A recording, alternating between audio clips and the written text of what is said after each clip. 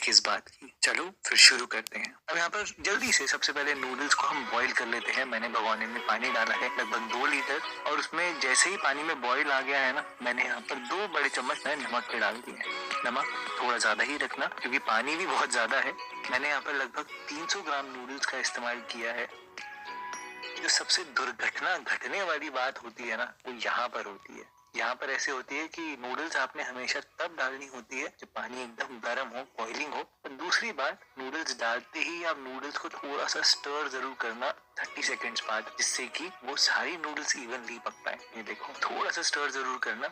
और अब कोई और काम मत करना। सच में मैंने बहुत बार देखा है, लोग नूडल्स को बॉईल करते हैं और बॉईल होने के लिए छोड़ देते हैं। क्या होता है, वो ओवर बॉईल हो जाती है। दोस्तों, हमें नूडल्स को 80% तक पकाना है, पूरा नहीं पकाना, हल्का सा कच्चा ही रखना है। ये देखो, आप एक स्नैप होना चाहिए नूडल्स में, क्योंकि नूडल्स में भी कैरी ओवर कुकिंग बहुत होती है, वो पकती रहती है। अगर हम ओवर पका देंगे तो वो बहुत स्टार्ची हो जाएंगे और एकदम चिपकी चिपकी सी बनेंगी, आपको बिल्कुल पसंद नहीं आएगी। तो नजर रखना, मुश्किल से 3-4 मिनट होंगे या जो भी आपके पैकेट में लिखा होगा, और फटाफट से आप चेक करना और फिर इसको स्ट्रेन कर लेना नूडल्स को।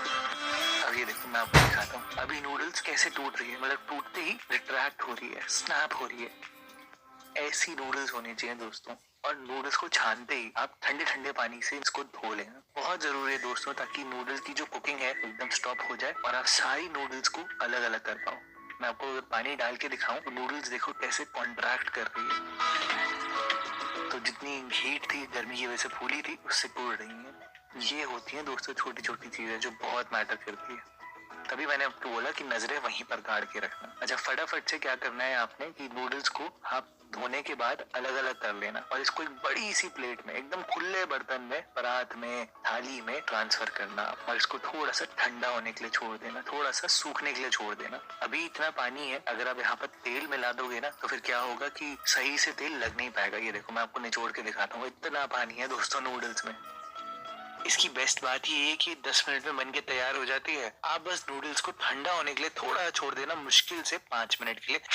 300 ग्राम नूडल्स के लिए मैंने यहाँ पर लिए हैं 2 प्याज। इनको ऐसे लंबे लंबे स्लाइसेस में काटा है, बिल्कुल जैसे नूडल्स होती है ना, वैसे ही कटिंग चॉपिंग करनी है। तो प्याज को आप ऐसे अलग अलग जरूर कर देना। शिमला मिर्च को भी मैंने लंबा लंबा काटा है। रही बात गाजर की, ऐसी स्टिक्स काटने में बड़ी दिक्कत होती है ना, तो आप ऐसा करना कि गाजर को ऐसे स्लांट स्लांट में काट लेना, और फिर जब आप इसको ऐसे एक के ऊपर एक रखोगे ना, तो आराम से आप इसकी ऐसी स्टिक्स निकाल पाओगे। ये देखो आप, है ना, हो गया ना इजी। नहीं तो अगर आपको इतनी मेहनत नहीं करनी तो आप इसको बड़े वाले मोटे वाले ग्रेटर से ना घिस लेना, तब भी आपका काम हो जाएगा, कोई दिक्कत की बात नहीं है। मैंने यहाँ पर थोड़ी सी कैबेज का भी इस्तेमाल किया है। अब कैबेज में क्या होता है कि लोग ऐसे काटते हैं और ये नहीं करते।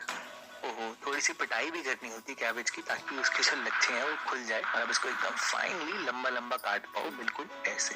उसके साथ साथ मैंने हरा प्याज लिया है, हरा पार्ट को अलग रखा है, व्हाइट पार्ट को अलग रखा है, और थोड़ी सी चिली गार्लिक बनाने के लिए मैंने यहाँ पर थोड़ी सी मिर्ची फाइनली चॉप करी है और लहसुन भी करी है। अब फटाफट से नूडल्स पे आते हैं, क्योंकि अगर ज्यादा देर सूखने के लिए रख दिया ना तो ये ज्यादा सूख जाती है और चिपकने लग जाती है। फिर से सीरियसली ऐसा होता है नूडल्स में। ये देखो मेरे हाथ में कैसे थोड़ा थोड़ा स्टार्च लगने लग गया ना। तो अब आप यहाँ पर तेल लगा देना नूडल्स में अच्छे से। क्या होगा कि पानी काफी हद तक सूख चुका है, ड्राई हो चुकी है। तेल लगाने से अब नूडल्स एकदम अलग अलग रहेगी।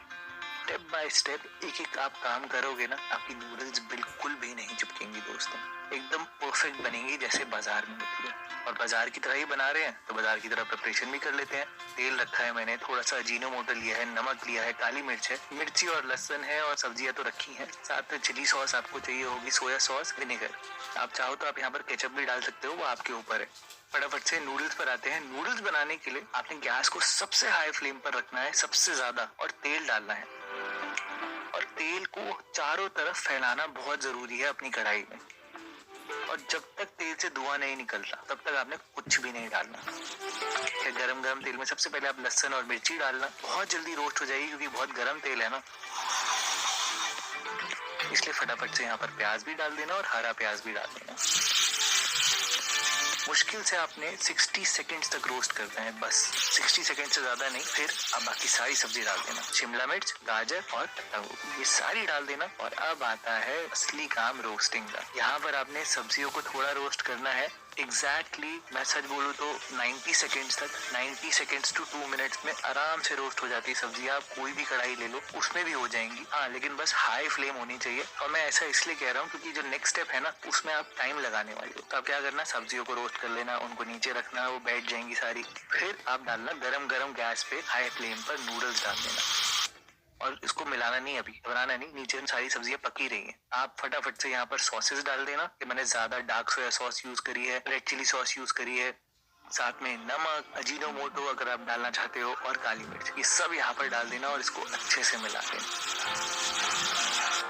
अब सब्जियां भी पक चुकी होंगी काफी हद तक, थोड़ी सी क्रंची भी होंगी, थोड़ी सी पक भी चुकी होंगी, और अब आपने बेसिकली स्टर करना है नूडल्स के साथ। That's it.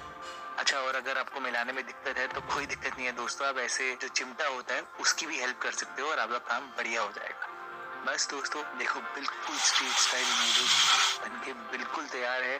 थोड़ी सी ऑयली है, थोड़ी सी स्मोकी है, और वो इसलिए है क्योंकि हमने एकदम हाई फ्लेम पर गरम गरम तेल में बनाया है। आप इसको बना कर देखना, जल्दी बन जाएगी और आपको बहुत पसंद आएगी।